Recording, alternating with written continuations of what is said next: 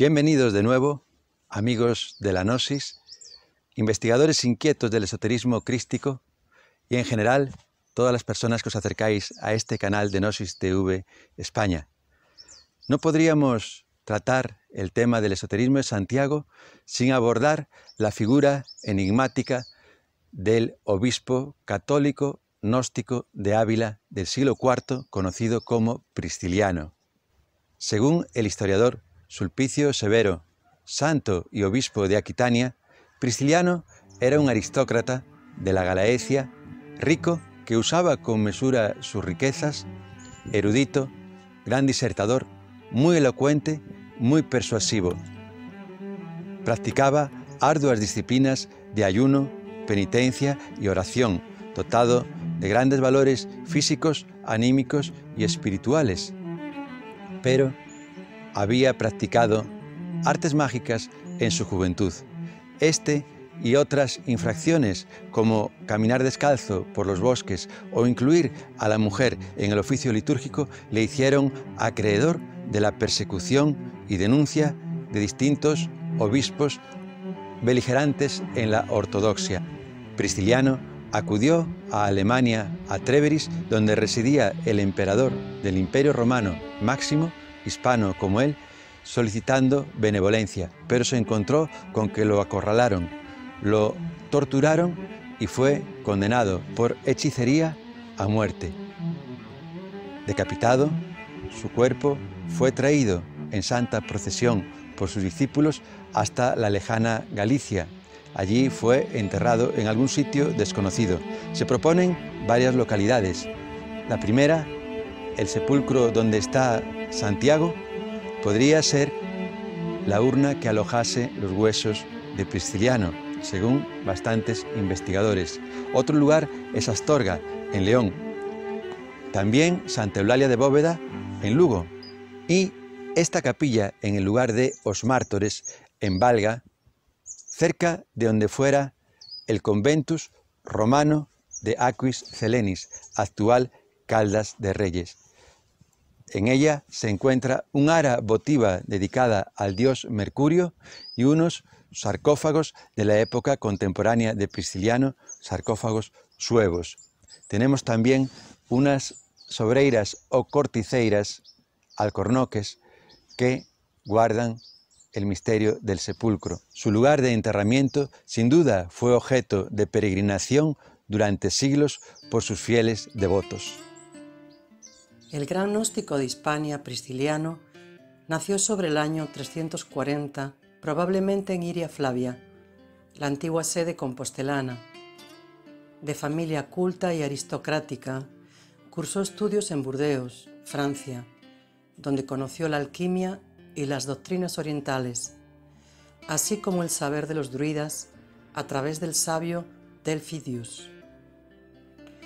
También coincidiría con tres hombres, luego santos, como fueron San Martín de Tours, San Jerónimo, San Ambrosio o el Papa Dámaso, quienes le guardaron siempre aprecio y recriminaron duramente a sus perseguidores.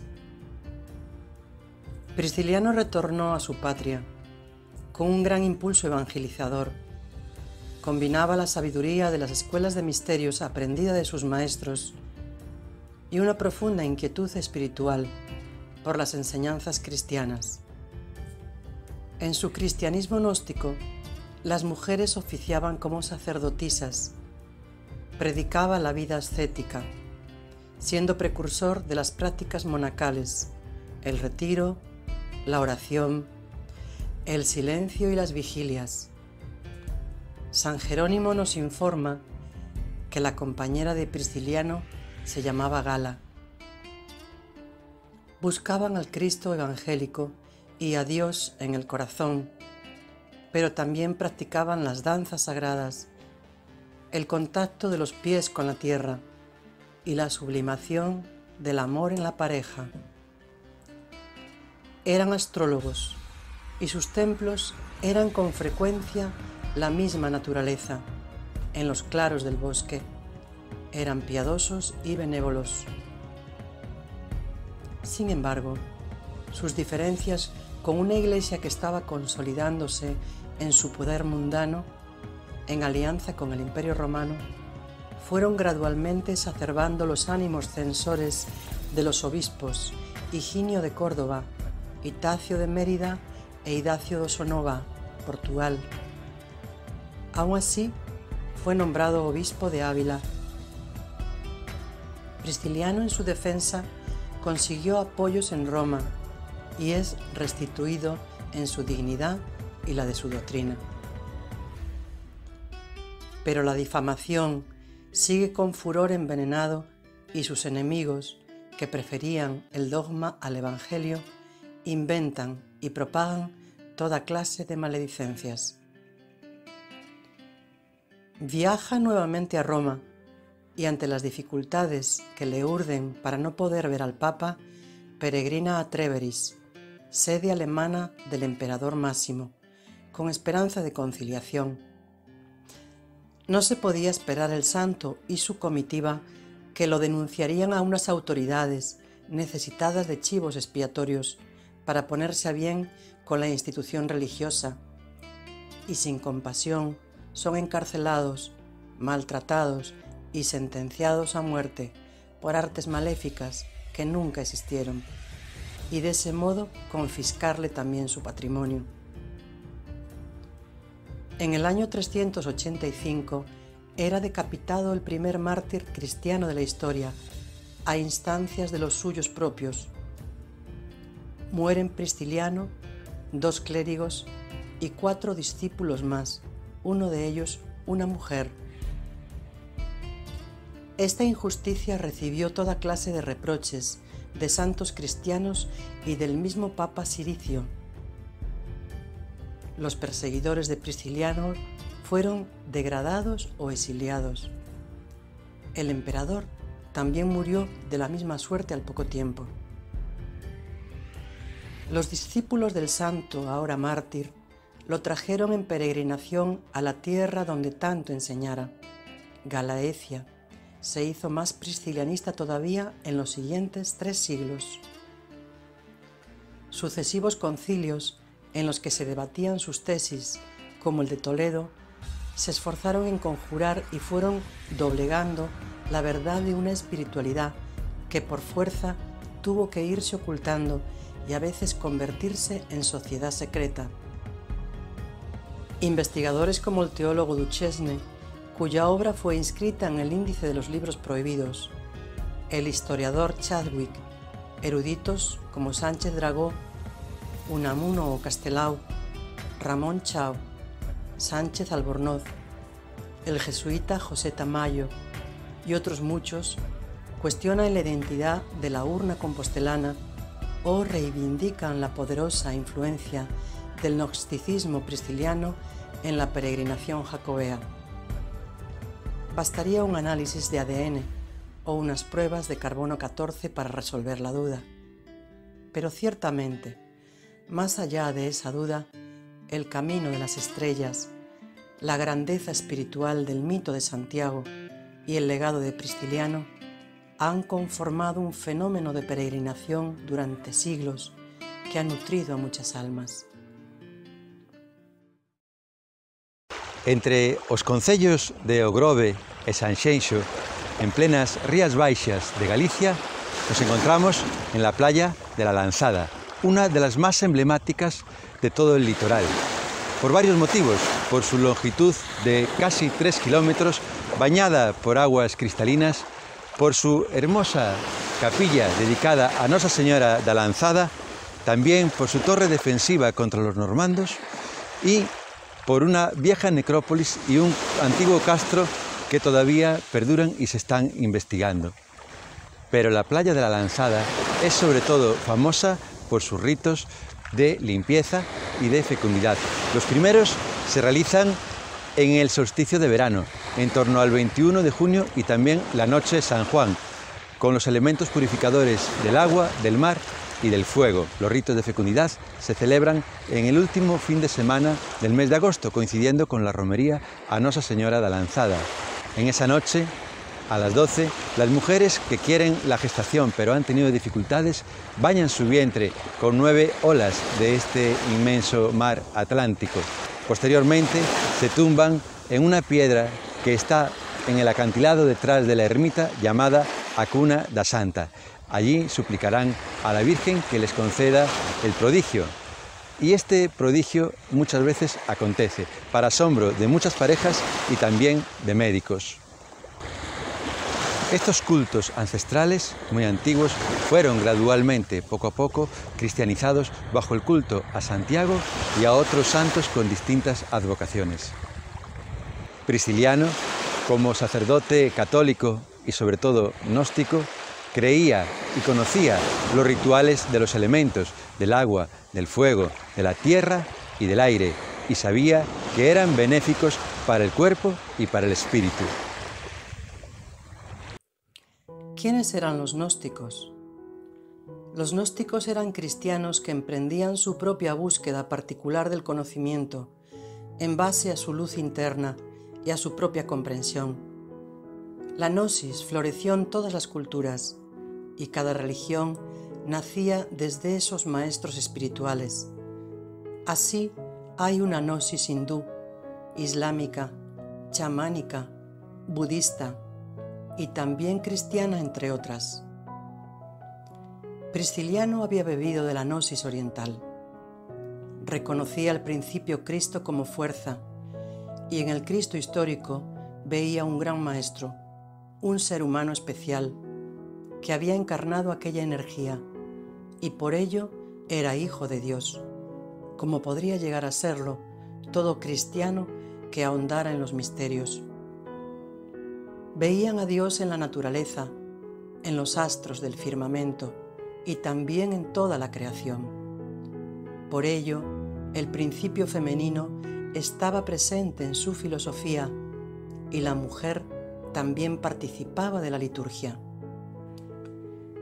Dios no podía ser exclusivo de la religión de alguna latitud, ni de una forma excluyente de entenderlo, pues late en el corazón de cada una de sus criaturas. Según sus escritos, Prisciliano pretendía elevar el plano de conciencia de los hombres y enseñaba un sincretismo entre lo cristiano católico y lo tradicional céltico. La magia natural es en realidad una sensibilidad del alma que se va desarrollando, y todos los místicos y santos de las diversas religiones testimonian las facultades espirituales. Usarlas bien o mal, en forma blanca o negra, depende de los valores del corazón y del camino en que anda el practicante. Es cierto que la magia o ciencia de los sabios druidas, la de los apóstoles como Santiago o la de los gnósticos como Prisciliano, puede derivar en superstición de la gente sencillas. Sin embargo, en ocasiones, la conjunción de lo físico, lo psíquico y lo espiritual obra prodigios, como sucede en tantos rituales de curación con un árbol, una piedra o un río, un manantial o las olas del mar. No debe el dogma, con su intransigencia, limitar el desarrollo interno de cualquier aspirante serio y sincero que anhele conocer los misterios de la vida y de la muerte. Un antiguo aforismo gnóstico enseña que en la diversidad está la unidad.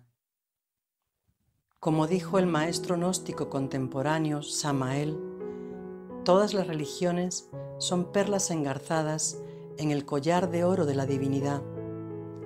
Por ello la gnosis, por ser universal, nunca ha provocado guerras en nombre de Dios, ya que aspira a ver en cada persona a un hermano y en cada ser vivo a un compañero de viaje. Los grandes sabios de Oriente y de Occidente, desde Buda a San Francisco, desde Hermes hasta el Cristo Jesús, han comprobado la conciencia cósmica de sentirse a sí mismos en todo lo que existe. Esos sabios hacen escuela iniciática, aunque el tiempo y el ego de los hombres vaya degradando sus enseñanzas. y, como dice el Bhagavad Gita, obra sagrada de la literatura hindú, cuando el mal prevalece y el bien decae, Dios envía otro mensajero que renueva la enseñanza olvidada.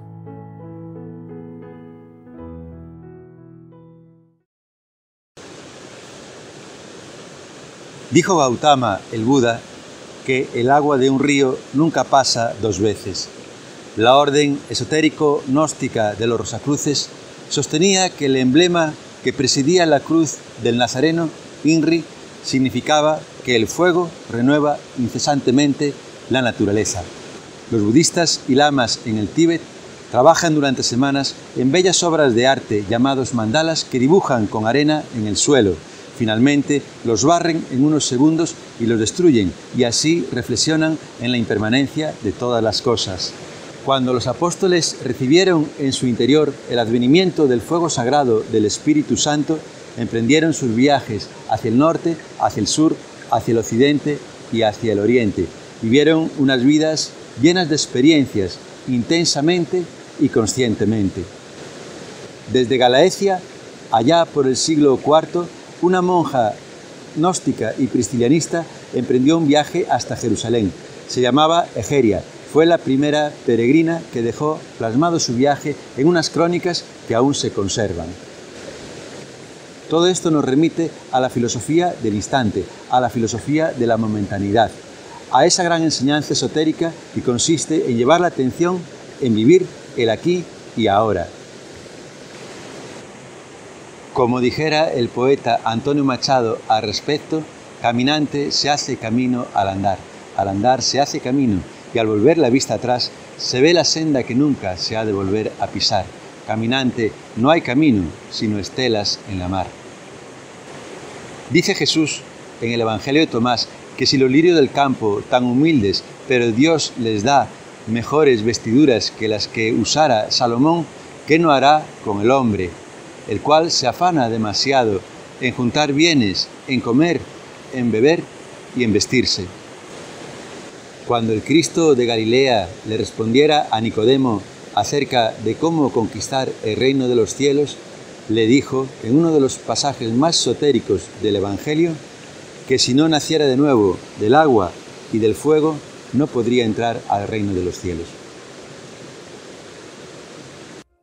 Los misterios del fuego y del agua fueron conocidos y practicados en muchas escuelas iniciáticas, como por ejemplo en las pitagóricas, egipcias, celtas, precolombinas, chamánicas, alquimia medieval y por supuesto en las escuelas gnósticas. Hemos estudiado en los pasados capítulos que Santiago es el santo IAO, o energía sagrada que ha de ascender por nuestra anatomía oculta. El agua representa la vida y está en su mismo origen. Los seres vivos estamos formados por gran cantidad de agua. Fluye por nuestro cuerpo en diversas formas. Muchos místicos se retiraron junto a ríos, lagos, fuentes que les inspiraban serenidad, y en torno a muchos manantiales se han dado apariciones sobrenaturales de vírgenes y diversos milagros.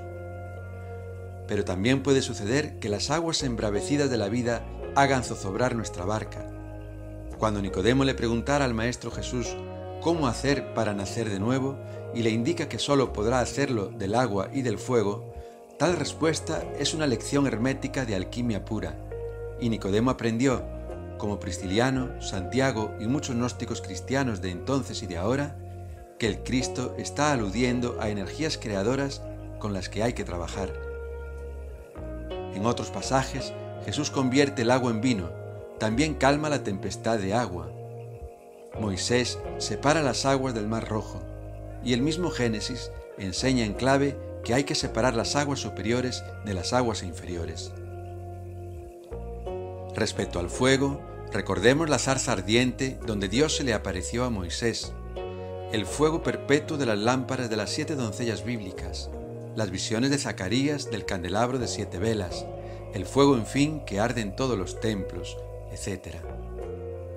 Los alquimistas que tenían a Santiago por patrón trabajaban continuamente con el fuego en su crisol, combinando líquidos elementos, al tiempo que en su vida avanzaban en la gran obra convirtiendo el plomo de los defectos en el oro del espíritu. Son los misterios del fuego y del agua, muy relacionados con las energías sexuales y la ciencia de la regeneración, que siempre se enseñaron secretamente y aunque constituían la piedra angular del templo, al revelarlos públicamente se convertían en piedra de tropiezo y roca de escándalo. Así habla el apóstol Pedro en su primera epístola 2:8. Esa ciencia no cabe en estos capítulos, pero los buscadores inquietos y perseverantes sabrán encontrar la antigua senda de retorno al hogar en las claves que han ido dejando aquí y allá los sabios y mensajeros divinos de todas las épocas. Estamos en el concello de Campolameiro, cerca de un parque arqueológico de los más importantes de Galicia. Aquí tenemos una hermosa escultura en la piedra de una serpiente. Dicen algunos entendidos que quizás dos, más un huevo o dos de la propia serpiente.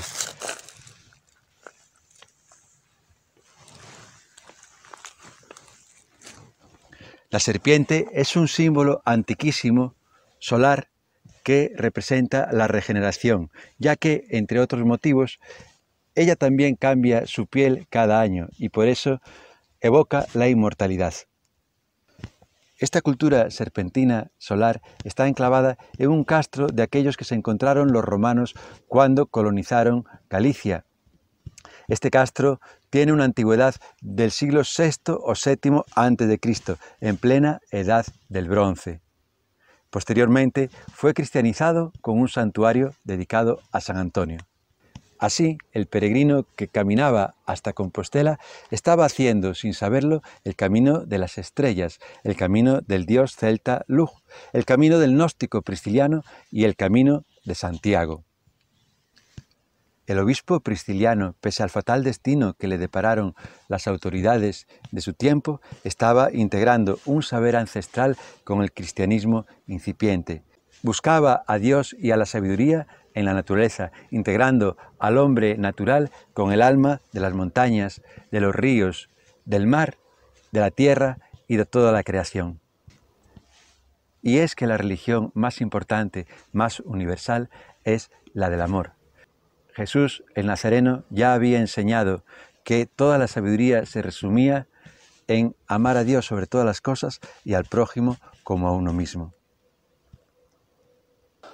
Amigos, así, rodeados de este simbolismo solar, gnóstico, el de la naturaleza y también cristiano, nos estamos despidiendo y diciéndoos que seguiremos preparando nuevos capítulos para ahondar en los misterios del conocimiento. Hasta pronto.